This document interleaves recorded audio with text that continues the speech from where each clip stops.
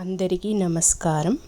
ఈ వీడియోలో మనం ఏకాదశి యొక్క శ్లోకాన్ని, ఏకాదశి ఎందుకు జరుపుకోవాలి, ఒక సంవత్సరంలో ఎన్ని ఏకాదశులు వస్తాయి, అధిక మాసంలో వచ్చే ఏకాదశులను ఏమని పిలుస్తారు అనేది వివరంగా తెలుసుకుందాం.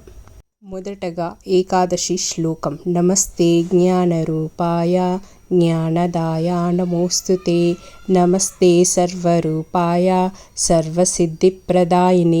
దీని యొక్క అర్థం, జ్ఞానస్వరూపుడైన జ్ఞానాన్ని ప్రసాదించే భగవంతునికి నమస్కారం.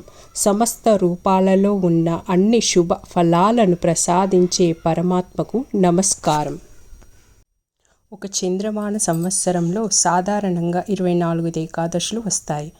అందులో మనం చూసుకున్నట్లయితే ఉత్పన్న ఏకాదశి మొదటిది, రెండవది మోక్షద ఏకాదశి, సఫల ఏకాదశి, పుత్రద ఏకాదశి, షట్తిల ఏకాదశి, జయ ఏకాదశి, విజయ ఏకాదశి, అమలకి ఏకాదశి, పాపమోచని ఏకాదశి, కామద ఏకాదశి, వరూధిని ఏకాదశి, మోహిని ఏకాదశి, అపర ఏకాదశి, నిర్జల ఏకాదశి, యోగిని ఏకాదశి, కామిద ఏకాదశి, పుత్రద లేదా శ్రావణ ఏకాదశి, అజా ఏకాదశి, పరివర్తిని ఏకాదశి, దీనినే వామన ఏకాదశి అని కూడా అంటారు.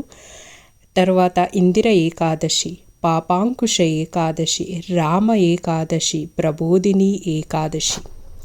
అలాగే మనకు 3 అధిక మాసం వచ్చినట్లయితే ఆ మాసంలో వచ్చే ఏకాదశులను పద్మిని ఏకాదశి, పరమ ఏకాదశి అని పిలుస్తారు. ఏకాదశి అనేది శరీర శుద్ధి, మనస్సు ప్రశాంతత మరియు శ్రీ మహావిష్ణువు అనుగ్రహం కోసం ఆచరించే పవిత్రమైన వ్రతం. ఏకాదశిని ఎందుకు జరుపుకోవాలి? హిందూ సంప్రదాయంలో ఏకాదశి ఎంతో పవిత్రమైన రోజు. ప్రతి పక్షంలో శుక్ల కృష్ణ పక్షాలలో వచ్చే ఏకాదశులు అంటే మన పాడ్యమి నుండి 11వ తిథిని ఏకాదశి అని అంటారు. శ్రీ మహావిష్ణువు ఆరాధన.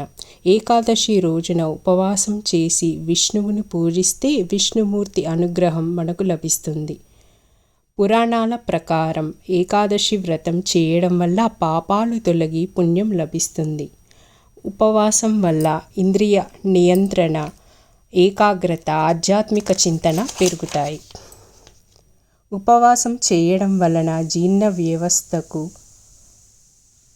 విశ్రాంతి లభిస్తుంది. అనేక పురాణాలు ఏకాదశి వ్రతాన్ని మోక్షాన్ని ప్రసాదించే వ్రతంగా వర్ణిస్తారు. ఈ వీడియో మీకు నచ్చినట్లయితే మా యొక్క ఛానల్ని తప్పకుండా సబ్స్క్రైబ్ చేసుకోగలరు. మరిన్ని మంచి వీడియోల కోసం మా ఛానల్ని ఫాలో కండి. థ్యాంక్ యూ సో మచ్ అండి. సర్వే జనా సుఖినో భవంతు.